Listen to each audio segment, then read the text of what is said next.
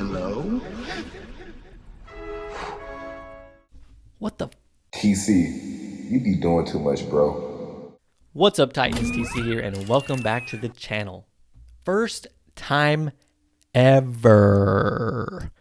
Forever. First time ever that we had somebody major cross over from the DCEU or the MCU. Don't give me this Maria Hill or Agent Coulson type BS, okay? They weren't major players. This is the first time ever. And DC, you did it. You had the balls to do it, all right?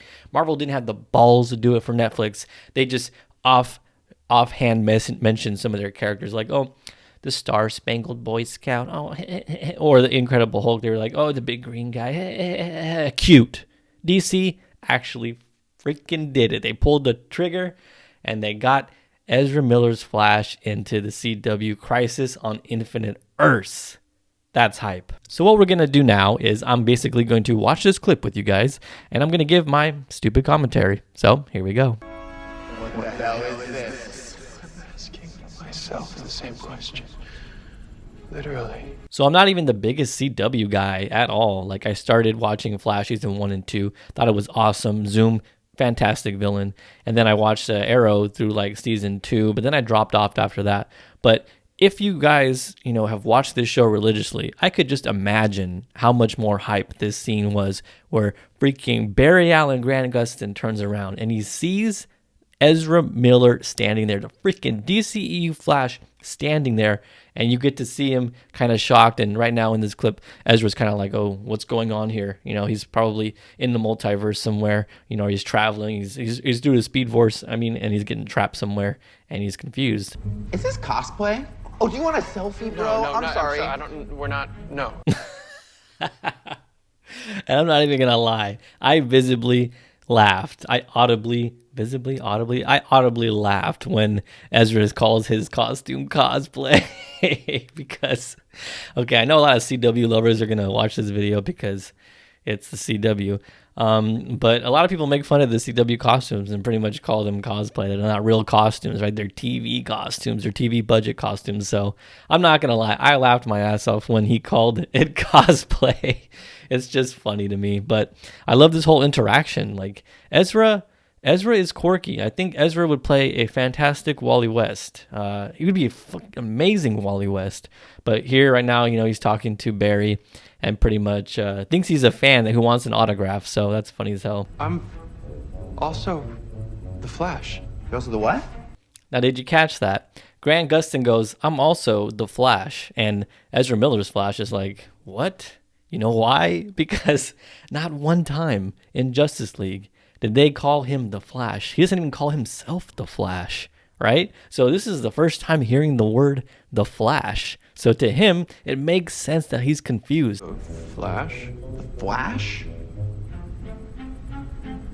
The Flash? And you know what would be cool? In like a future DCEU movie, maybe the Flash solo film, he mentions this moment and is like, I was traveling through the Speed Force or the multiverse and I met this guy who looked exactly like me and he called himself the Flash. So that would be crazy if that's how he gets his name in the DCU. It's a nice callback to what's going on right here. But I'm thinking as the casual moviegoer, they would have no idea what's going on because they don't watch the CW. But for the CW loyalists, that would be pretty cool. I like your outfit.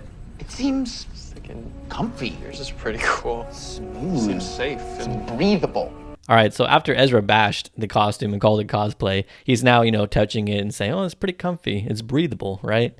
And they're like feeling up on each other, and it kind of looks like one of those Spider-Man meme moments where the Spider-Man are kind of like pointing at each other. That's what's pretty much what's going on here, but it's really cool to see them interact.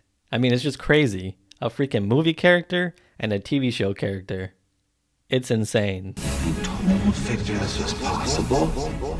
And this is also awesome. While he's fading away, he says, I told Victor this was possible. He's talking about freaking Victor Stone. He's talking about Cyborg, okay? Another mention to the DCEU.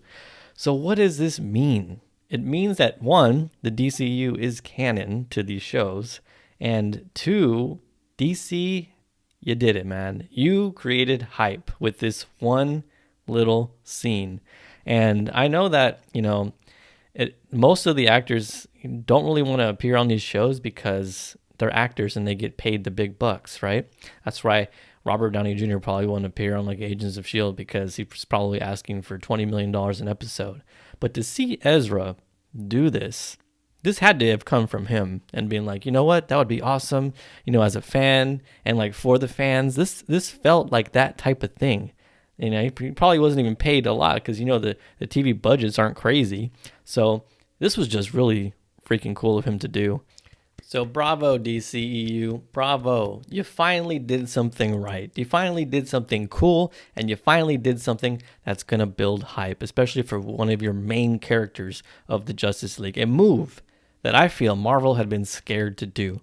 Now, I tweeted something out earlier about this. Go ahead and make sure you follow my Twitter at TCDoesComics for all them spicy hot takes. But I'm going to go ahead and read the tweet. DC finally did something right. They built hype off of one move tonight by putting Ezra Miller's Flash in the CW's Crisis on Infinite Earths, a move that Marvel was scared to do with their Netflix universe. And I stand by that. It was a really cool move today.